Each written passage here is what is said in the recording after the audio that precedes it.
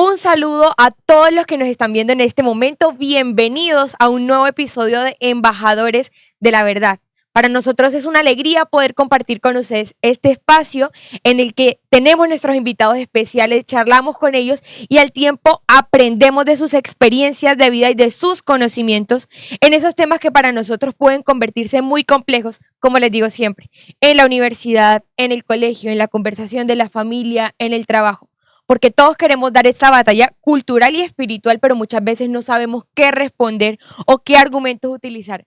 Pero hoy no es la excepción. Tenemos dos invitados muy especiales para hablar de objeción de conciencia. Todo esto en el marco de las dos controversiales circulares que emitió la Supersalud para reglamentar una, el aborto en Colombia y otra, los cambios de sexo. Todo esto que se convierte en una imposición de la voluntad de minorías sobre prácticamente toda la sociedad colombiana, incluso llegando a violar el ejercicio profesional, el derecho a objetar de quienes estudiaron y se dedican a cuidar la salud de los pacientes, a obligarlos a ellos a dañarla y en algunos casos a dar muerte. Así que hoy tenemos esta mezcla espectacular de una médico y un abogado para que nos ayuden a esclarecer todas las dudas que existen en torno al sector de la salud, de qué cosas se pueden hacer, qué cosas no puede hacer un médico, un enfermero.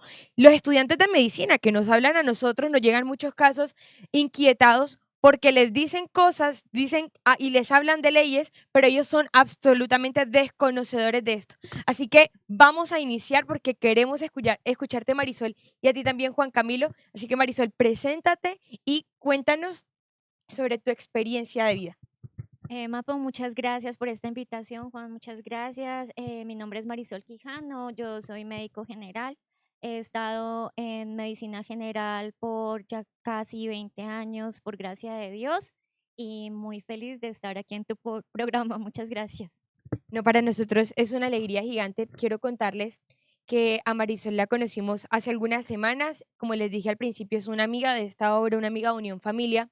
Nos vino a visitar y en esa visita conocimos un poco el testimonio de Marisol como médico y está, digo, cuando me refiero a testimonio y a la experiencia de Marisol, es directamente relacionado con el tema de objeción de conciencia que no solamente ella padece, sino muchos profesionales de la salud que quieren profesar su fe radicalmente o simplemente seguir lo que les dicta su conciencia, lo que dice la ley natural, pero que hoy se encuentran bajo la presión de un sistema que los quiere obligar a violar aquello que ellos prometieron algún día nunca hacer. Así que bienvenida, Marisol, y yo quiero que inicialmente nos cuentes esto que hablábamos antes de iniciar el programa, de cuál es tu experiencia como médico frente a la obligación del sistema a que violes aquello que tú prometiste nunca hacer. Bueno, esta situación para el área de nosotros en la medicina, todos los trabajadores de salud ha sido pues una situación muy difícil, sobre todo pues como hablamos, como la palabra la dice, con nuestra conciencia. Cabe aclarar pues que la conciencia no es algo netamente religioso, es más, tiene una aplicación moral, no solamente moral, sino ética en nuestra profesión. Entonces, para nosotros los profesionales es un tema bastante complicado de manejar con todos las nuevas legislaciones que se han dado en el área de la salud pública. Pues yo lo siento más marcado porque yo vengo pues con una atención a consulta externa, que es como pues el área en que yo me he desempeñado en estos 20 años, y he visto los cambios y las presiones a las cuales últimamente pues hemos estado siendo sometidos. Muy bien, Marisol, tú nos contabas, aquí al principio les mencioné el tema de las circulares que ha emitido la Superintendencia de Salud para reglamentar el aborto y los cambios de sexo, pero tengo que decir, porque ambas circulares violentan la objeción de conciencia de los médicos porque prácticamente los obliga a hacer este tipo de procedimientos, pero hay que decir que no, esto no viene desde las circulares de la Superintendencia de Salud, sino que ya antes, y esto lo conozco porque es en verdad que muchos casos nos llegan de médicos, de estudiantes de medicina, de enfermeros que dicen, oye, mira, a mí en el trabajo me dicen que existe una ruta de IVE que yo estoy obligado a seguir. Entonces, yo quiero que tú nos cuentes, en este caso, a ustedes como médicos y en tu experiencia, ¿cómo has vivido esa presión del sistema a tener que obedecer esas rutas y esas leyes que supuestamente existen? Y esto ya lo esclareceremos más adelante, que les dicen a ustedes que están obligados a seguir y que no importa lo que ustedes piensen ni la fe que ustedes profesen, tienen que hacerlo porque es la ley que existe y se tiene que implementar. Claro, pues esto ya ha venido, como dices, Mapo, desde hace mucho tiempo con un programa llamado de promoción y prevención de la salud establecido por Salud Pública, en donde hay que cumplir ciertas metas en pro de la prevención de ciertas enfermedades, pero en estas entran unos temas muy complicados con el tema de la planificación familiar, por ejemplo, que es el como que más nos vemos afectado ahora. Recientemente se ha incursionado pues con el tema de la planificación familiar en niños, en niñas, a partir de los 12 años, en donde les debemos de formular dispositivos subdérmicos, y muchas veces estos dispositivos ni siquiera los quieren los niños, ¿cierto? Porque en el momento en que yo evalúo al paciente, pues tengo en cuenta la opinión del padre porque ellos tienen que ingresar con un mayor de edad, pero cuando yo les pregunto a los menores si ellos, por ejemplo, tienen relaciones sexuales, si empezaron vida sexual, si están de acuerdo con que se les coloque ese dispositivo y si saben las consecuencias para su salud, y les expongo qué consecuencias son, pues se nota realmente que el niño no tiene conocimiento de esto. Es más la presión del padre que ejerce sobre el menor. Tuve un caso, por ejemplo, Mapo, pues muy impresionante, en donde el niño, la niña en este caso, se negaba a usar el dispositivo, le decía a la mamá, mamá, pero yo no tengo relaciones con nadie y pues yo no quiero que me pase lo que la doctora está diciendo, yo no me quiero colocar el dispositivo, y la mamá pues lo que hizo fue darle pues un regaño, decirle que no, que se lo tenía que poner porque ella no iba a alimentar huesitos y cosas así, que para uno como profesional es muy duro porque a la consecuencia pues de un implante hormonal es una exposición a enfermedades de transmisión sexuales, por ejemplo, un SIDA. Entonces se me hacía a mí como muy incoherente de la madre decir: no alimento un bebé, pero si voy a alimentar a una persona enferma con SIDA, discapacitada para toda la vida, o no sabemos qué otras consecuencias puedan tener, tanto para sus hijos como pues para toda la familia, ¿no, Mapo? Entonces es una situación muy compleja. Tú me mencionabas precisamente con respecto a ese caso, antes de que iniciáramos el programa, que también tenía, o sea, que estos implantes hormonales como métodos de planificación familiar también impactaban la salud mental y sobre todo de los niños. Y tú me decías, que la objeción de conciencia va más allá del credo que yo profese, porque yo estudié, porque yo sé que la carga hormonal que esto le va a dar al niño no la puede resistir porque esto está hecho para adultos y decías que eso incluso podría desembocar más adelante no solamente problemas de salud mental, sino incluso que ayuda a facilitar el desarrollo de algún tipo de cáncer. Sí, Mapo, correcto. Entonces, vemos en la actualidad, en mi experiencia en este momento, pues trabajo con pacientes de salud mental, por gracia de Dios, y experimento todos los días niños desde exactamente 12, 13, 14 años con cutting, que son las cortadas que se hacen en los bracitos, que está muy común, intentos de suicidio. Todos estos pacientes, la mayoría pues que yo consulto, no te podría decir como un estudio exacto, pero yo promedio en mi consulta un 90% de las niñas que sufren de depresión, de intentos de suicidio, de personalidades limítrofes, ya tienen estos dispositivos implantados desde hace tiempo. Entonces esto les va a generar un problema a la larga mayor para los padres de familia.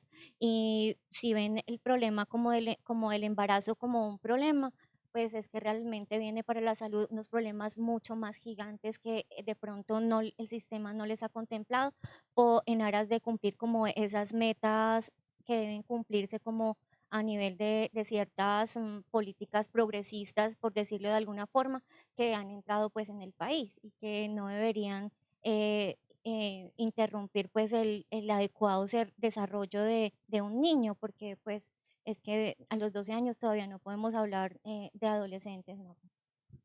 A mí todo esto me parece muy fuerte que nos lo cuentes, Marisol, porque uno muchas veces se pregunta, ¿qué hay detrás de todo esto? Porque es en nombre de libertad, del libre desarrollo de la personalidad, de decidir sobre el propio cuerpo, que se dice que a los niños también hay que respetar lo que está el interés superior del niño, que cuál es su voluntad, y se le pregunta al niño qué quiere, cuando tú dices ni siquiera a los 12 años se puede hablar de adolescencia, a niños que son considerados incapaces por la ley. Y uno dice, ¿por qué hay tanto afán por involucrar a los niños en esto? Y yo les quiero aquí hacer una pequeña reflexión para hacerte a ti una pregunta, Marisol, y es, primero, la sociedad se alarma por los crecientes problemas de salud mental en el país y en el mundo en general. Entonces se buscan un montón de argumentos, de razones por las cuales existen esos problemas de salud mental. Pero al mismo tiempo se adelantan campañas, por ejemplo en Colombia, en muchas ciudades se realiza más o menos en septiembre, ya hacia final del año, se celebra la Semana Andina, que es la visita de la Secretaría de Salud con Profamilia, con la UNICEF, a instituciones educativas, y le dan a niños más o menos desde octavo grado hacia adelante métodos de planificación, les enseñan que tienen descuento si compran anticonceptivos en Profamilia, se les enseña todo esto para que ellos no la embarren, para que no metan la pata. Así le hablan a nuestros niños y a nuestros jóvenes y también empiezan a dar entre comillas, formación, que yo creo que es más bien una desinformación sobre todo lo que esto acarrea. Y uno se pregunta, bueno, hay crecientes problemas de salud mental. Marisol nos decía que incluso por lo menos estos métodos que son hormonales generan problemas porque, claro, alteran lo que está sucediendo hacia el interior del ser humano, sobre todo de una mujer, altera y puede crearle problemas de salud mental, pero luego uno ve y dice, bueno, hay crecientes problemas de salud mental, pero aquí igual están haciendo una promoción salvaje de todos los métodos de planificación familiar desde los 12 años. Y luego ves que también promueven el aborto, ¿no? Que en últimas, y como tuvimos en algunos episodios anteriores, con Pilar de la Red Provida Latam, termina el aborto por generarle más problemas de salud mental a la mujer, con lo que muchos niegan, que es el síndrome post-aborto. Y entonces tú dices, a la larga, esto le sale más costoso al sistema de salud, porque básicamente lo que estás haciendo es mantener a gente enferma, ¿sí? No estás curando absolutamente nada, ni estás solucionando nada, porque un poco la excusa de la anticoncepción y esto es que no vengan más seres humanos a la vida, pero luego a los que ya te quedan vivos, los mantienes enfermos, pero también entonces ves que se hacen todos los ánimos para legalizar y se despenaliza, por ejemplo, el suicidio médicamente asistido. Y tienes el caso de jóvenes que acceden al suicidio médicamente asistido, también violando toda la promesa de la profesión médica, ¿no? Esto hay que decirlo. Pero que en últimas dices, pues si para ti se vuelve muy pesada la vida por todo lo que ya hiciste y por todo lo que ya cometiste y que nunca nos dedicamos a curar, que era lo que había que hacer, pues entonces tienes la opción de matarte. Y un médico te va a ayudar para asegurarte de que sí mueras. Entonces, yo todo esto lo menciono porque a mí me llama mucho la atención que tú hables de metas, de que en el sistema hay metas, de que a ustedes les exigen metas, porque cuando a uno le hablan de metas, uno piensa en negocio, ¿cierto?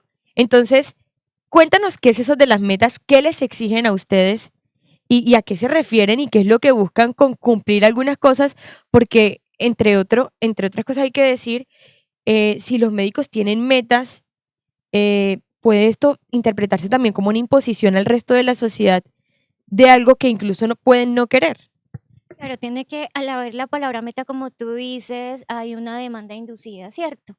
Eh, las metas se cumplen en los programas, por ejemplo, de prenatales, para que las pacientes vayan a sus controles prenatales, para que vayan a sus controles de próstata, para que hay unas metas para examinar, por ejemplo, problemas de triglicéridos, colesterol, pero hay muchas cosas buenas de ese programa, pero unos puntos que son totalmente erróneos, ¿cierto? Porque lo que van a hacer es que desde ese punto del tema de la planificación familiar y los derechos reproductivos, vamos, como tú decías, a ocasionar problemas que nos van a enfermar y nos van a ocasionar esos problemas a largo plazo de enfermedades crónicas y otras situaciones que el sistema pues en algún momento va a tener que colapsar, ¿cierto?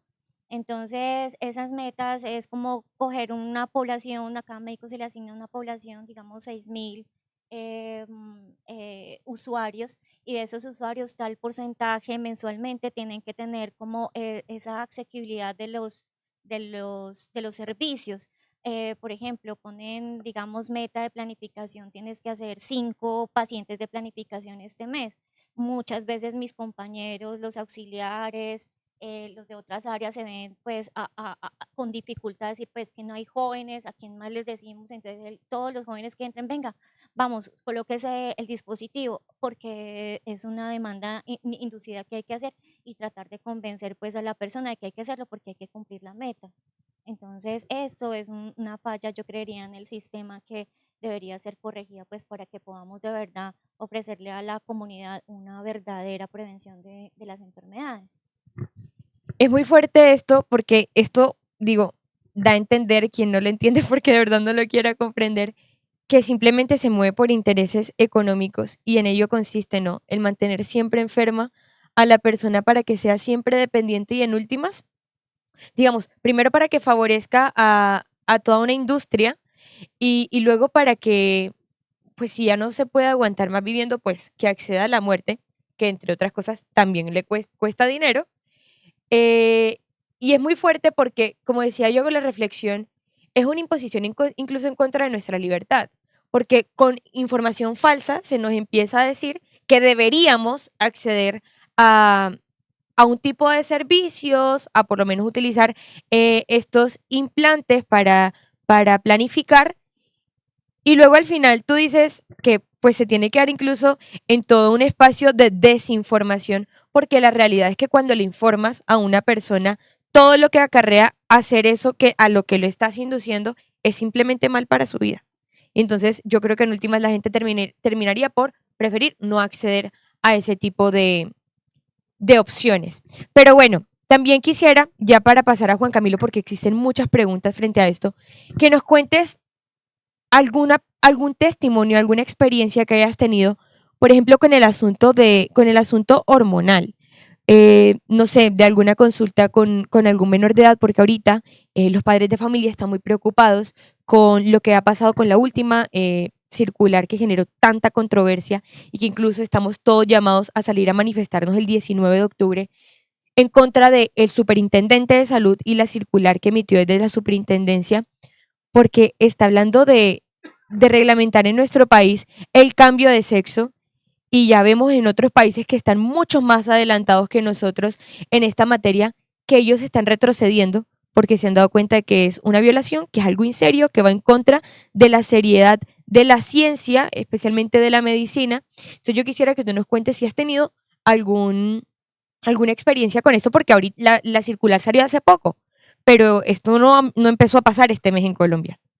Bueno, el tema de normalización de los niños todavía no está catalogado, pues, hasta donde yo he tenido la experiencia, en la parte de consulta externa, que como es el área que yo manejo. Sin embargo, viendo esta circular, pues queda uno bastante conmocionado de que las cosas, pues que en lugar de mejorar estos temas, como que empeoran, ¿no? Porque sabemos que la conciencia de un niño se empieza a formar más o menos a partir de los 6 7 años. La circular sale de un niño de 3 años donde el niño no puede, o sea, las decisiones que toma es basadas en sus padres, en los que ellos creen que es lo más adecuado para sus hijos. Entonces, un niño de 3 años es un riesgo muy grande. Tengo, por ejemplo, un caso de una niña de 4 añitos. Ella tenía tres hermanos, uno de 11 12 13 añitos. La mamá de ella fallece y ella queda con su padrastro. ¿Qué pasa? ¿Qué pasa con un niño de 4 años sin su madre? Los hermanitos, al ver que su mamá murió, tienen que salir de su casa a buscar comida y dejan a la niña sola con su padrastro, y es violada por aproximadamente 7 años. A los 11 años, ella queda en embarazo. Em, el día menos pensado, ella dice, empiezo a sangrar, me cuenta la historia. Yo me asusté, pensé que me iba a morir y me escapé de la casa, llegué al hospital. En el hospital me dicen, no, es que vas a tener un bebé. Dice, me cuenta la historia, dice, yo tenía 11 años porque el día de mi cumpleaños ella me contó con una fortaleza increíble. Es admirable esa niña cómo pasó pues por todas estas cosas. Em, y en el único momento que quiebra en su historia es cuando dice, y de regalo de cumpleaños me quitaron a mi bebé. Nunca lo volví a ver. Entonces, hoy esa niña tiene 15 años, cuenta la historia, llega con una historia de cutting, de intentos de suicidio, en una depresión, ¿sí? Toda la historia que vivió a sus 4 añitos. Entonces, ¿qué podemos esperar con una circular de esta a los 3 años con un niño indefenso que no tiene una sociedad que lo respalde? Aquí es donde viene la conciencia de verdad que tenemos que tener nosotros como ciudadanos, no solamente como católicos, sino en cualquier otra religión y que lo existe, es que nuestra conciencia pues debe ser basada en tres aspectos, ¿no? Lo que sabemos que somos seres biopsicosociales, no solamente en la parte del cuerpo, sino también en nuestra alma y en nuestro espíritu, en determinar realmente qué es lo que beneficia a la humanidad. O sea, estamos jugando es con la vida de las personas. Aquí es donde a nosotros nos queda muy difícil em, como patrocinar cosas que vayan incluso en contra de la promesa que nosotros hicimos cuando nos graduamos, en donde prometimos preservar la vida de todos los seres humanos desde su concepción.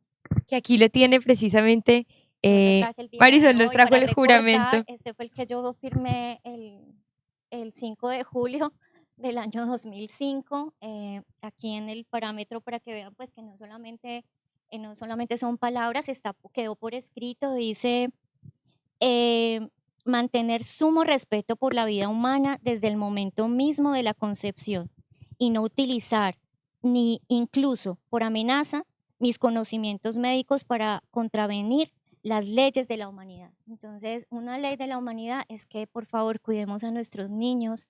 Esto es algo que nos toca a todos, no solamente en este momento a los profesionales de la salud, sino a ustedes padres y madres de familia que nos están escuchando en sus casas. Muchas gracias, Marisol. Ahora pasamos con Juanca porque yo creo que de todo esto surgen muchas preguntas, porque uno dice, bueno, entonces los profesionales a la salud están de manos atadas, no pueden hacer nada, les dicen que tienen que seguir la ruta del IVE, ahora con las circulares de la superintendencia que reglamentan el aborto, que reglamentan el cambio de sexo en Colombia, ¿qué queda para los profesionales de la salud? Entonces, Juanca, primera pregunta es, ¿los médicos están obligados a obedecer estas circulares? Bueno, muchas gracias, Mapu. A ver, lo primero que hay que tener claro es que gracias al lobby de la cultura de la muerte, lo que tenemos hoy en día en Colombia es un clima de incertidumbre jurídica, ¿sí? ¿Qué significa eso? Que las leyes dicen una cosa, la Corte Constitucional dice la opuesta, y al final del día, en la mitad, estamos todos los ciudadanos que no sabemos si debemos cumplir la ley o las sentencias de la Corte. Y en el intermedio aparecen funcionarios como este superintendente de salud, que con un ánimo absolutamente egoísta, y es que él quiere figurar en los libros de la historia, entonces promueve la visión totalitaria de la Corte Constitucional. Y ahí entonces surge la pregunta válida de, bueno, y yo soy médico, ¿qué hago? Cumplo lo que diga la Corte, cumplo lo que dice el superintendente, tengo libertad de conciencia, al fin en qué quedó la Constitución y el derecho que tiene todo colombiano fundamental a que no se le obligue a actuar en contra de su conciencia. Pues la realidad es la siguiente, y es que efectivamente en un clima de incertidumbre, pues obviamente estos activistas de la muerte pues pescan en río revuelto, y entonces habrá unos profesionales de la salud que digan, hombre, yo no me quiero meter en problemas, yo no quiero tener nada que ver con eso, entonces yo hago y firmo y digo y lo que me pongan a decir. Esas personas pues van a tener dificultades consigo mismas, ¿sí? Y pasarán noches en vela porque les tocó participar en un procedimiento médico para que, como el que hablaba ahorita Marisol, ellos ni siquiera ni están entrenados, ni fue la vocación a la cual estuvieron llamados. Pero habrá otros médicos más conscientes que efectivamente estén dispuestos a dar la batalla, a realmente a reivindicar su profesión, a reivindicar su vocación, y ellos querrán entonces asumir este problema de incertidumbre legal y llevarlo hasta sus últimas consecuencias. Para esos, lo que les puedo decir es que efectivamente la Constitución los protege. El derecho a la objeción de conciencia es constitucional. Es decir, nadie los puede obligar a participar ni siquiera en lo mínimo, porque es que ahora dicen, no, es que la Corte dice que solo puede objetar conciencia el que practica el aborto. No, el que hace el diagnóstico también, el que hace la historia clínica, la persona que está en la entrada del hospital y entrevista a la niña embarazada que no quiere hablarle de que debe abortar, también puede hacerlo, tiene el derecho a objeción de conciencia. La Corte puede decir lo que quiera en sus sentencias, pero la Constitución sigue protegiendo el derecho a la objeción de conciencia de manera individual. ¿Eso qué quiere decir? Que efectivamente quien ejerza su objeción de conciencia, pues va a tener que enfrentarse en este clima de incertidumbre jurídica a unas posibles consecuencias.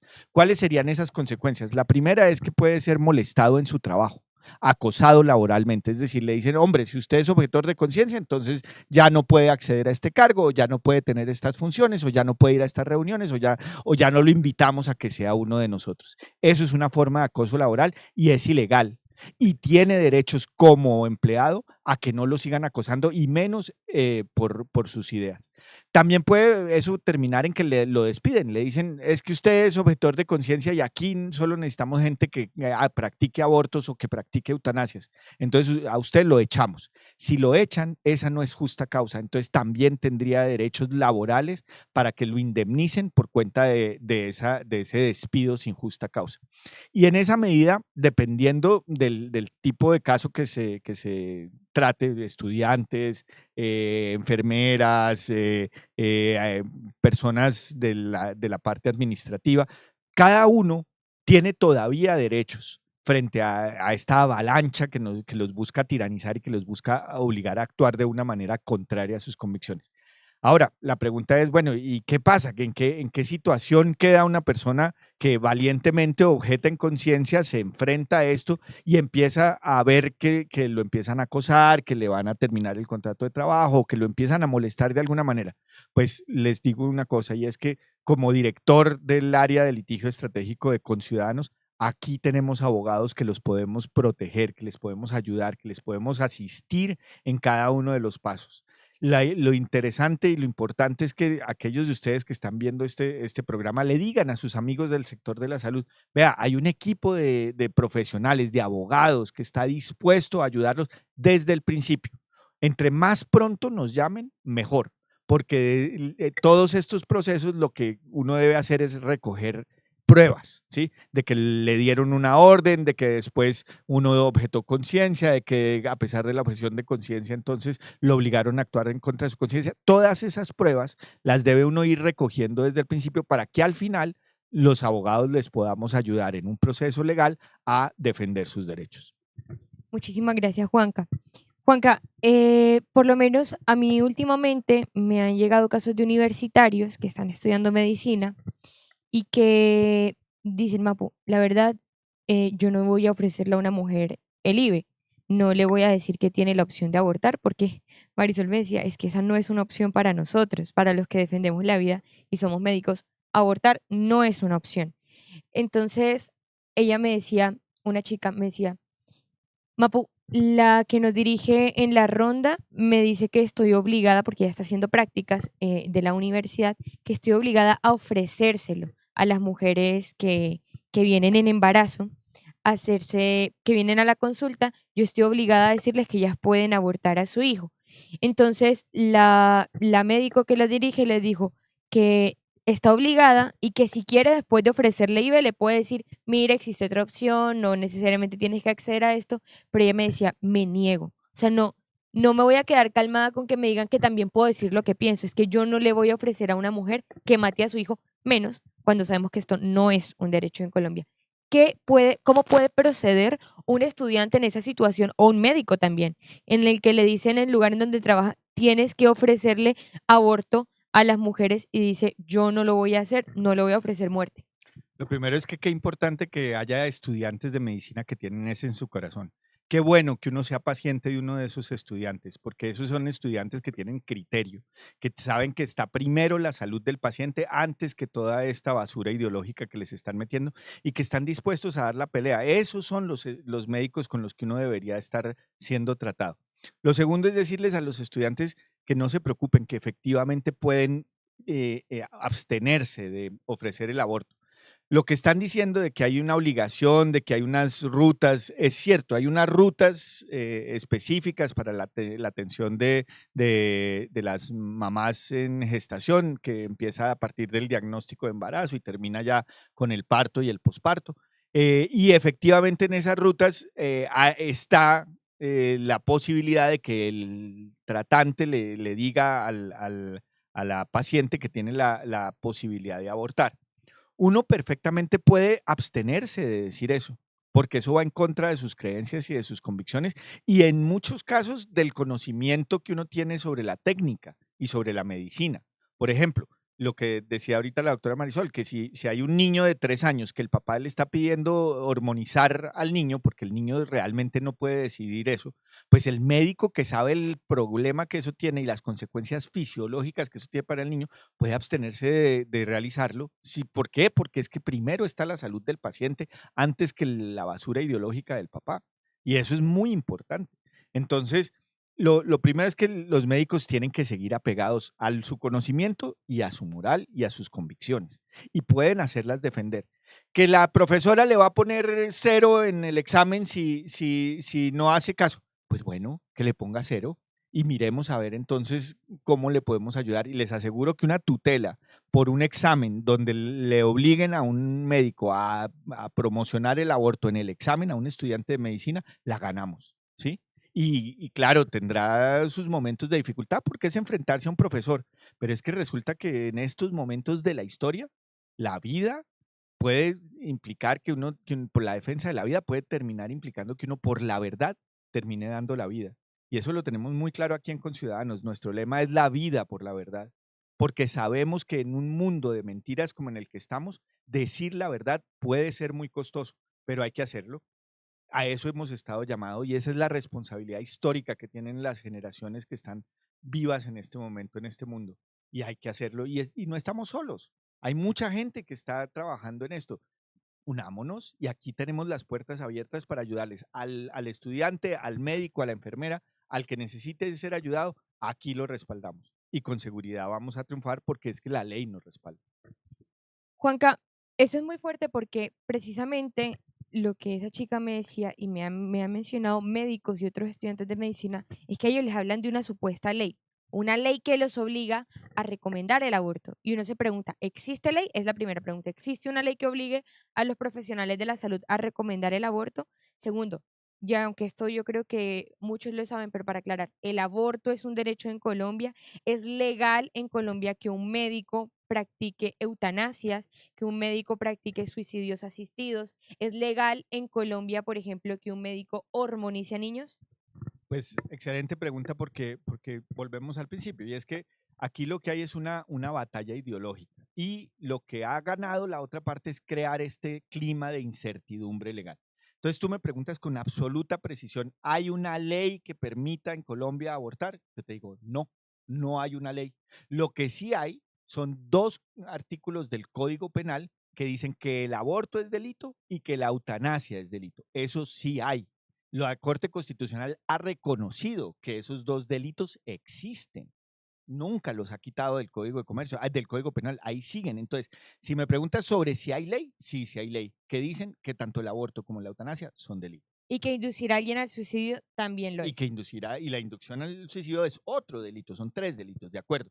En los 3 casos, el Congreso de Colombia ha decidido que esas conductas son delito, es decir, que son tan graves que quien las comete que puede terminar en la cárcel, que es la sanción más grave que hay para quien incumple la ley. ¿Qué es lo que sucede? Que la Corte, de una manera absurda y arbitraria, ha dicho en algunas sentencias que algunos de estos temas incluso se vuelven derechos. Y hay un par de sentencias locas que dicen que un delito, que es el aborto, porque la Corte dice que es un delito, y el Código Penal dice que es un delito, es ahora un derecho. Eso es imposible, es absurdo que una cosa que es un delito sea también un derecho. No puede ser. O es delito o es un derecho, pero no pueden ser las dos cosas. Y ahí es donde la Corte entonces empieza a patinar. Pero claro, en esa patinada, los activistas se aprovechan de eso, los profesores que quieren volver a todos los alumnos abortistas, o los médicos o los hospitales que encuentran en eso un negociazo, porque hay ahí detrás muchos millones de miles de millones de pesos que se mueven en todo eso. Entonces los administradores que quieren participar en ese negocio empiezan a correr la barrera y a decir es que la ley dice, no, no hay ninguna ley, no hay ninguna ley. Y lo que yo les sugiero a los profesionales y a los estudiantes y a todas las personas que están metidas en ese problema es que tengan mucho cuidado, porque la ley lo que dice es lo contrario, ¿sí? Y si ustedes terminan actuando por cuenta de lo que les diga el administrador, el de recursos humanos, el encargado del tema de género del hospital o lo que sea, y terminan haciendo un diagnóstico médico, una recomendación médica errada, el día en que el paciente les reclame los perjuicios por su mal diagnóstico, ni el activista de Profamilia, ni el del Ministerio de Salud, ni el de la Superintendencia de Salud, ni el de Recursos Humanos del hospital, ni el gerente del hospital van a salir a defenderlo. Todos ellos se van a quedar mirando a ver usted qué hace. Y lo que pasa es que va a tener que responder de acuerdo con la ley, no de acuerdo con lo que dice la Corte Constitucional. Porque al final lo que sí está claro en nuestra Constitución y en las leyes es que los jueces deciden de acuerdo con la ley, no de acuerdo con las sentencias de la Corte Constitucional. Entonces, esto es un tema más grave. Y es que si de verdad no quiere tener ningún problema un médico o un profesional de la salud, debe primero actuar de acuerdo con la ley y después actuar de acuerdo con lo que puede o no decir la Corte Constitucional, que como les digo, se contradice. Y definitivamente nunca será excusa para tener que asumir responsabilidad profesional, decir que es que actuó con base en lo que le dijo un activista.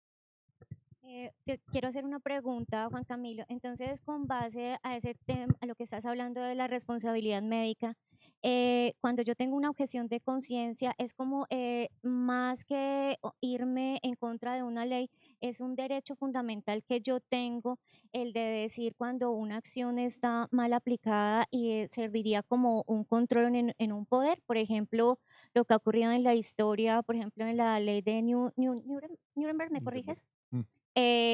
No sé si ahí hay una, cuando se hizo la sentencia, creo que más de 25 médicos fueron condenados, si no lo Sí, tengo muy claro. entonces, y es bueno la pregunta que me haces porque obliga a distinguir dos cosas. Primero es la responsabilidad médica y después la objeción de conciencia. Y en esto hay que ser muy claros. Y los médicos que están oyendo esto y los estudiantes de medicina seguramente lo saben. Y es que el aborto está contraindicado en muchas ocasiones, porque pone en mayor riesgo la salud de la madre que digamos, el eventual beneficio a su deseo de abortar, ¿sí? Un aborto practicado a un bebé de 8 meses puede dar claramente como resultado la muerte de la madre, ¿sí? Y eso se tiene que practicar en unas condiciones horribles, pues porque es que ya es un bebé absolutamente formado, entonces hay que matarlo primero en el vientre y después sacar los restos muertos del bebé del vientre de la madre. Y hay que tener mucho cuidado, porque el médico que recomiende el aborto a esa persona, pues tiene responsabilidad médica y primero va a su responsabilidad médica. Entonces, mucho ojo con eso, y es que en la mayoría de estos casos, sobre todo en los tratamientos de hormonas, en la eutanasia inclusive, médicamente ese no es el tratamiento recomendado, ¿sí? En ningún manual de medicina está recomendada la eutanasia como procedimiento para sanar nada. ¿Por qué? Porque la eutanasia no sana, la eutanasia mata. ¿Sí? Entonces, un médico que recomiende que para el tratamiento de esa enfermedad lo recomendable es la eutanasia, está incurriendo en responsabilidad médica. Y ojo, ¿sabe quién se la va a reclamar? Los herederos. ¿Sí? Porque claro, el paciente se muere y dejó dicho todo y escrito todo, pero los herederos pueden decir, ¿y este doctor por qué recomendó la eutanasia si lo que tenía era diabetes? ¿Sí? ¿Por qué recomendó la eutanasia si ella podía vivir perfectamente con su depresión? ¿Por qué recomendó la eutanasia si ella podía ver perfectamente con el otro ojo a pesar de que había perdido la vista en un ojo? Y en esos casos el médico responde profesionalmente porque no ejerció adecuadamente su profesión. Eso ni siquiera es objeción de conciencia. Y después ya, digamos, si después de agotar todos los razonamientos médicos y profesionales insisten en que quiere abortar o en que quiere realizarse una eutanasia, pues de todos modos queda la objeción de conciencia. Y en ese caso también puede estar protegido. Entonces, bajo ninguna circunstancia digamos, un médico tiene que sentirse obligado por la ley, porque les digo, no existe ley, ni por los procedimientos del hospital, porque así el hospital diga, es que el otro día me mandaron una circular en un hospital que decía que acá se cumple estrictamente con lo que diga la superintendencia de salud en su circular tal y en su circular tal, entonces nadie se puede negar a participar en procedimientos de IVE. Y me lo mandaba un médico, ¿qué hacemos? Y yo, nada, porque eso es letras al aire.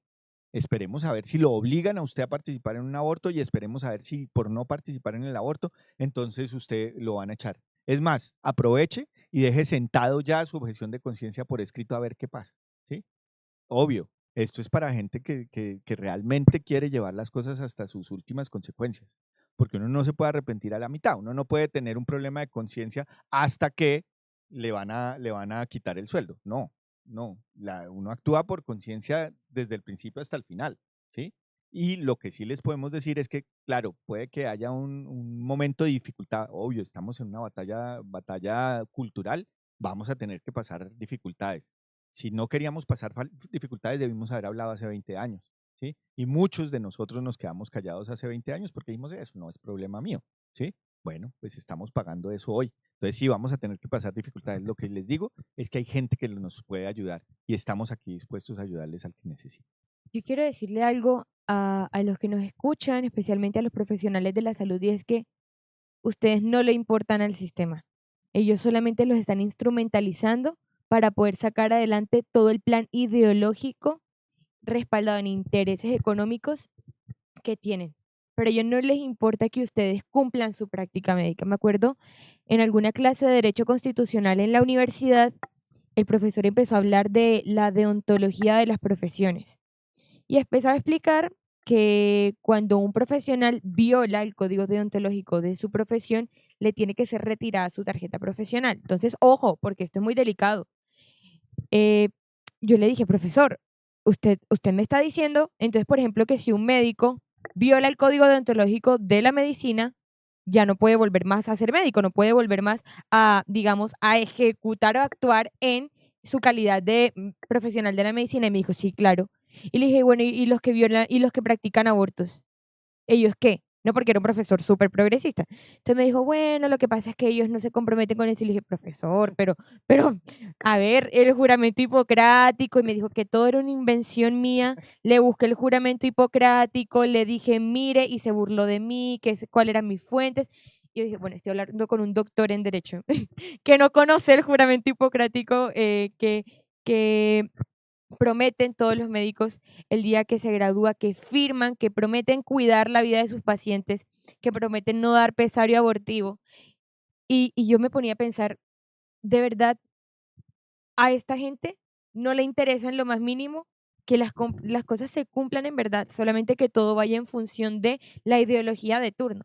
Por eso aquí hay algo que decir, y esto de verdad que, como decía Juanca, yo esto lo voy a poner en palabras más fuertes, esto es para gente valiente, porque en este momento en Colombia no hay ley, afortunadamente, pero ahorita el legislativo está haciendo todo lo posible para que sí haya ley y para que se deroguen los artículos que tiene el Código Penal que lo contradigan y para que ya no sea la Corte Constitucional y la Superintendencia, sino que sea el legislativo el que diga que en Colombia el aborto es un derecho, que en Colombia la eutanasia es un derecho, que en Colombia se permite la maternidad subrogada, que se permite el cambio de sexo, etcétera.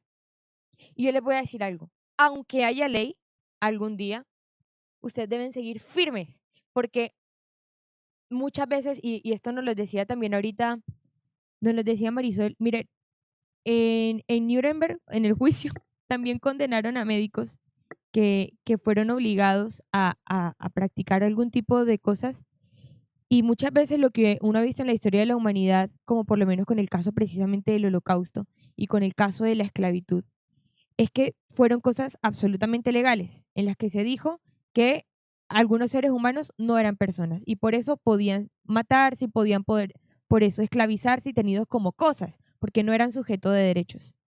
Y hoy la humanidad, a pesar de que eso fue legal, hoy la humanidad lo reclama y lo aborrece. Es decir, yo no conozco a una persona que esté a favor de la esclavitud o una persona que le haya alegrado y que se ponga de pie a aplaudir lo que pasó con los judíos en Alemania. Todo el mundo lo aborrece y lo recuerda con lástima y con dolor. Asimismo, yo tengo la esperanza de que aunque en algún día el aborto, la eutanasia sea legal en nuestro país, en el futuro las próximas generaciones se voltearán y señalarán a las personas que, excusados en la legalidad de un acto, cometieron crímenes atroces. Así que ojo a esto, porque nosotros, la moral no muta, ¿sí? La Corte Constitucional antes defendía al nasciturus, ahora dice que se lo puede matar. Ellos mutan porque están movidos por afanes políticos, a pesar de que sean jueces. Los políticos mutan porque ellos obedecen a la ideología de turno. A ellos no les interesa nada más, sino simplemente a los que les sea favorable en el momento. Y esto es dolorosísimo, pero lo que no podemos mutar somos nosotros, porque somos nosotros, es la fidelidad a nuestros principios, es la fidelidad a nuestra creencia, a la ley natural que está inscrita en nuestros corazones, a nuestra conciencia, que para quienes somos creyentes sabemos es la voz de Dios en nuestro interior. Nosotros tenemos que ser fieles a ello, porque de eso depende que la luz siga encendida en el mundo. De eso depende de que tú formes así a tus hijos, de que tú seas valiente y alces tu voz, aunque nuestra vida corra peligro, ese pequeño pronunciamiento, ese ejemplo de vida será lo que permita que el mundo siga teniendo esperanza. Porque lo que nosotros vemos, y esto que es innegable prácticamente, uno ve que todo el mundo va hacia el mismo lado, porque lo dice todo el mundo, porque lo dice la OMS, porque es que todos los países lo apoyan, porque ahorita se está empezando a legalizar, porque todas las cortes lo están diciendo. Entonces tiene que ser así. Y no, lo que está pasando es que todo el mundo, la humanidad entera está caminando junta hacia el mismo abismo y se van a estrellar. Pero nosotros no podemos decir eso, nos tenemos que parar y gritar como San Juan Bautista, ser la voz que grita en el desierto, allanen el camino. Estamos en una tierra árida, estamos en una tierra súper árida, ultra árida. Pero lo que tenemos que hacer en este momento es gritar sin miedo, aunque sepamos que nos pueden cortar la cabeza, y decir que las cosas no son así y que tenemos que defender y hacer valer primero nuestra ley moral, ¿sí? Porque en todas las partes del mundo, por ejemplo, matar está mal, hacer daño tiene consecuencias negativas. Entonces, que no nos confundan a nosotros y que no se nos queden excusados simplemente en que hay una ley o es que hay un comunicado del Ministerio de Salud, una resolución o es que hay una circular. Puede haber lo que sea, ¿sí? Lo puede decir el presidente, lo puede decir quien quiera decir, pero cuando la voluntad humana contradice la ley moral, ahí es donde uno tiene que decir un momento. Lo siento, pero lo puede decir la persona más importante aquí, que yo no lo puedo cumplir porque esto contradice la voz que hay en mi interior y yo no puedo dejar que me borren eso. Porque una vez que nosotros dejamos que violen nuestra objeción de conciencia, una vez que nosotros cedemos ante esas presiones, estamos permitiendo que se borre la esperanza que había. ¿Algo más por decir? Les agradecemos profundamente a Juan Camilo y a la doctora Marisol por habernos acompañado. Para nosotros es una alegría inmensa poder ayudar, poder esclarecer las preguntas que hoy surgen entre ustedes y especialmente en aquellos que están en el área de la salud. Los comprendemos. Queremos contarles con alegría que el 2 de octubre fue radicado en el Congreso de la República un proyecto de ley que precisamente busca defender, cuidar, salvaguardar la objeción de conciencia de todos los profesionales de la salud, en cabeza del senador Mauricio Giraldo y del representante a la Cámara Luis Miguel López. Tienen que saber que nadie tiene que ser obligado a actuar en contra de su conciencia y que nosotros vamos a tratar de defender ese derecho. Nunca se olviden que este es el momento de ser embajadores de la verdad.